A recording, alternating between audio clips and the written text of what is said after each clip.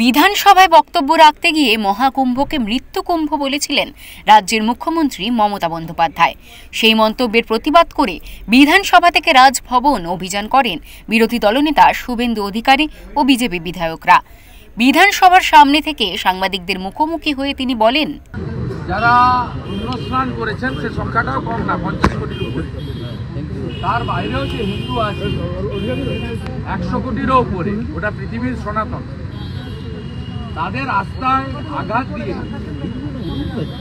মৃত্যু শব্দ ব্যবহার করে মাননীয় মুখ্যমন্ত্রী বিধানসভার মতো গৌরবের পীঠস্থান, ঐতিহ্যের পীঠস্থান, মর্যাদার পীঠস্থানে মৃত্যুকুম্ভটা যে রেকর্ড করিয়ে দিয়ে গেলেন, কেউ চিরদিন থাকবে না।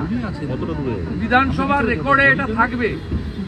আবার যখন 144 বছর পরে মহাকুম্ভ হবে, সেদিন ইতিহাসে পাওয়া যাবে যে 2025 সালে মহাকুম্ভের দিন পশ্চিমবাংলা এত বড় একটি রাজ্য, 11 কোটি জনসংখ্যা, স্বামী বিবেকানন্দ, শ্রী চৈতন্যদেব, স্বামী প্রণবানন্দ, ঠাকুর রামকৃষ্ণ দেবের মাটি, সেই মাটিতে এমন একজন মুখ্যমন্ত্রী নির্বাচিত হয়েছিলেন বা জনগণ করেছিলেন, যিনি মহাকুম্ভকে মৃত্যুকুম্ভ বলে রেকর্ডে রেখে দিয়ে গেলেন। কোনো আলাপচারিতা বা রাজনৈতিক ভাষণ করতে গিয়ে এবং তার এতটুকু অনুতাপ নেই।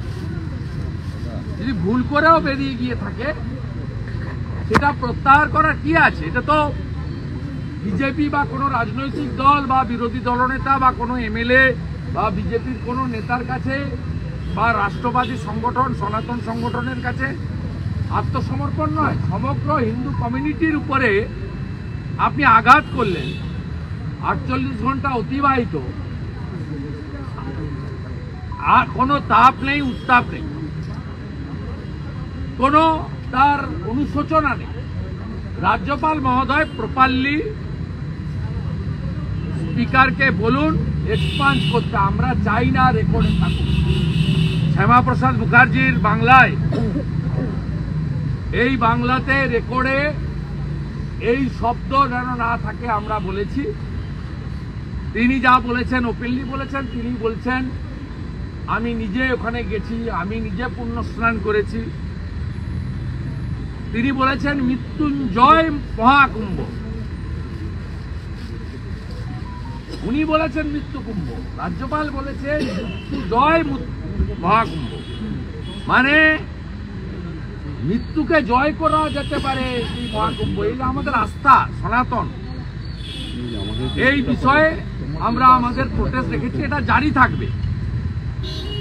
ভাববেন না যে হ্যাঁ হয়ে গেছে, এতদিন ধরে কাটছে, এটা চলবে।